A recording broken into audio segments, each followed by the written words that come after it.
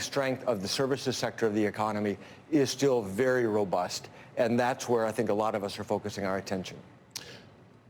I was just going to ask on the jobs front, what does the unemployment figure have to look like, do you think, as it relates to inflation, to claim some semblance of success? So when you see this sort of huge jobs number, is it possible that jobs could be increasing and the inflation number could actually come down at the pace that you'd like? Is that even a plausible? Would physics allow this to happen?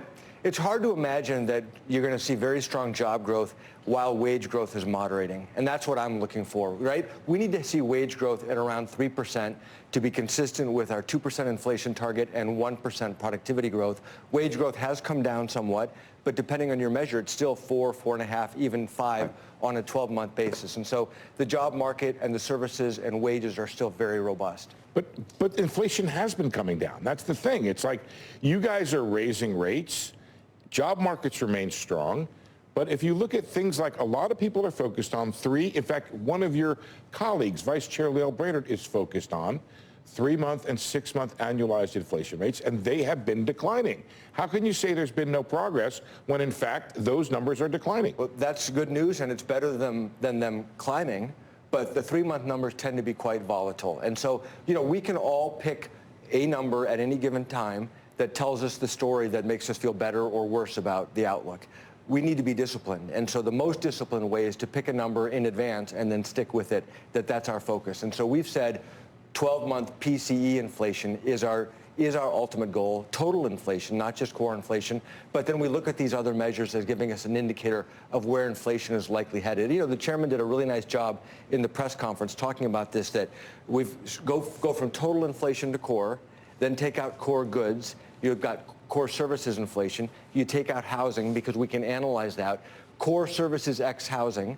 That's a big part of the economy. We've seen no progress so far, virtually no progress in core services ex housing, and that's very tied to the labor market. And so we slice this all different ways to try to give us information about where inflation is headed. I'm not seeing that we've made enough progress yet to declare victory.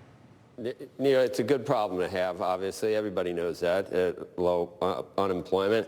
So everybody was holed up during the pandemic. So services are strong. People want to get out. They're flying. They're going to hotels. We understand that. They had stimulus money. That's eventually going to run out. That pent-up demand for vacations, eventually that's going to wane a little. You've still got a low participation rate.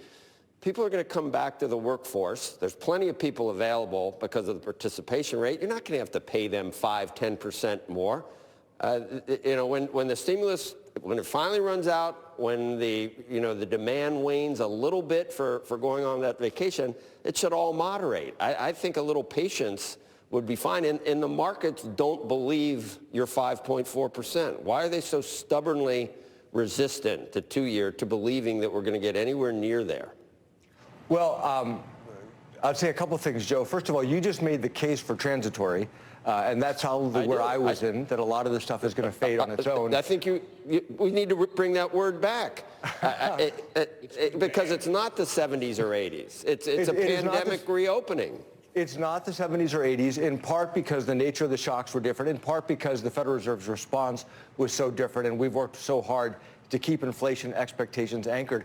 We are seeing more people start to trickle back into the labor force. I hope that continues to pick up. But if you look at the difference between market estimates of the federal funds rate path and, let's say, my estimate, for example, markets are much more confident that inflation is going to fall quickly over the course of this year.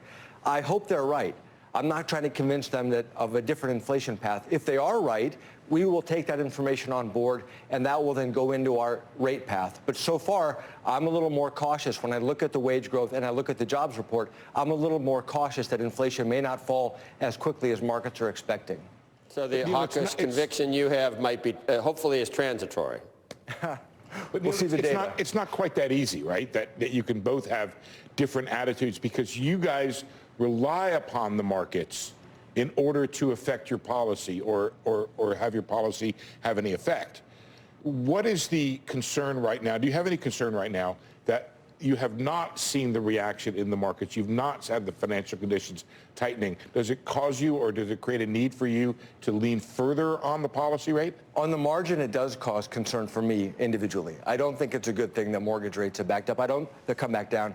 I don't think it's a good thing. The Wall Street Journal yesterday had a report that the housing market is starting to show signs of life again because mortgage rates have come back down. You're right. It does make our jobs harder to bring the economy into balance. And all things being equal, that means we would then have to do more with our other tools if financial markets have a lot of optimism that inflation is going to fall more quickly. It is a channel by which monetary policy affects the economy. So what are those tools? Those tools are raising rates more than you otherwise would?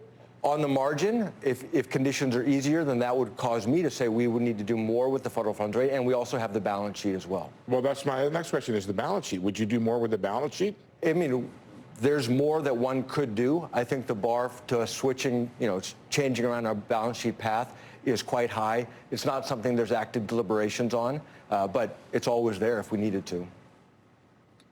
I was going to ask a question about tonight, which is the president's going to be speaking. Two things. One, and we were talking about during the commercial break, do you think they share their speeches in advance? And secondarily, do you think that there's a conundrum? And I'm curious if you will agree with the president tonight. I imagine that Powell's going to say, good economy, but too hot, and worried about inflation. And I assume that Biden will say, fabulous economy with maybe a wrinkle on inflation. And who will be more accurate about all of this? Well, the president and Chair Powell have different jobs, and so they're both going to be, I imagine they'll both be accurate for what their mandates are and what their jobs are. You think their mandates are totally different? Absolutely. I think their mandates are totally different. So you think the president could say this is a fabulous economy, and the Fed could think it may be less of a fabulous economy? Well, I think the president is responsible to voters. Presidents make promises to their voters on what they want to deliver. The Fed has a different mandate that's established by Congress, and that's where we focus our energy. Why do you think where do you think the workers were who came back in to the workforce this time around? What do you think caused that? We were talking about the higher participation rate.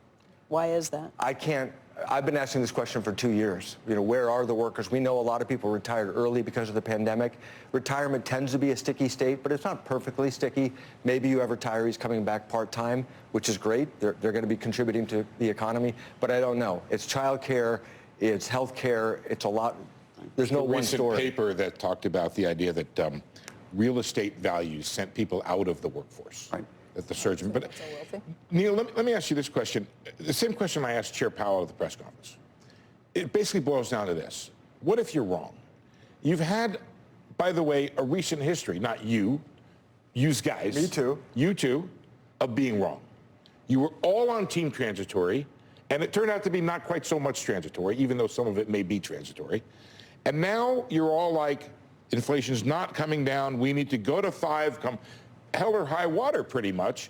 What have you guys changed about how you do your business such that now I can believe, oh, you got it right this time? Well, give me some confidence here, because there's a lot of reason not to have confidence. I would say I learned over the past year or two that our models that we use to rely on forecasting inflation really failed in understanding the dynamics of reopening from the pandemic. And then that just told me we have a job to do. We know that raising rates can put a lid on inflation. We need to raise rates aggressively to put a ceiling on inflation, then let monetary policy work its way through the economy, and we can always back off. So we're having to let inflation guide policy rather than our models guide policy. And that's challenging. It's challenging because there are lags that you're well aware of. But the most important thing that people should take away from this is we're totally committed to getting inflation back down to 2%. Not 2.5, not 3. Get it back down to 2%. And we're going to get that done. Now, is it going to take 2 years? Is it going to take a little longer? I'm not exactly sure, but we're going to get it done. But are you nimble? We asked a question on our Fed survey that said, is the Fed data dependent, or are they going to 5 no matter what? And it was pretty much divided. A lot of people think that you're not really watching the data, that you're headed to 5 no matter what, which is kind of like saying, we're driving the car again into a brick wall, perhaps. Yeah, I don't agree with that at all. I mean, look at the jobs report that we've just been talking about. I mean, these are things that we pay a lot of attention to. We pay a lot of attention to short-term moves in inflation, to services inflation, all of this. And we're pretty close to 5 now. It's not like you're not like saying, oh, come hell or high water, we're going to 10. we're at this point we're debating shouldn't have about said that. A few more data points. Neel, exactly. Neel, can I ask one more thing? So let's say that we have permanently higher oil prices for whatever reason, because it's, we're transitioning away from fossil fuels. You got Ukraine, you got China reopening.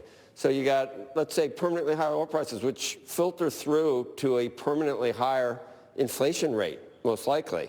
So you're going to force 2% on us. That's no matter, come hell or high water, the only way to deal with oil prices is to hurt demand, is to slow demand in the global economy. So we just have to assume we're going to, we got to grow slower. Oil prices are so much. The only way we can bring prices down is the demand side. That just seems like a bad way to approach things, to permanently accept lower economic activity just to keep inflation low because you can't control oil prices with supply. Or do you try to address the supply side?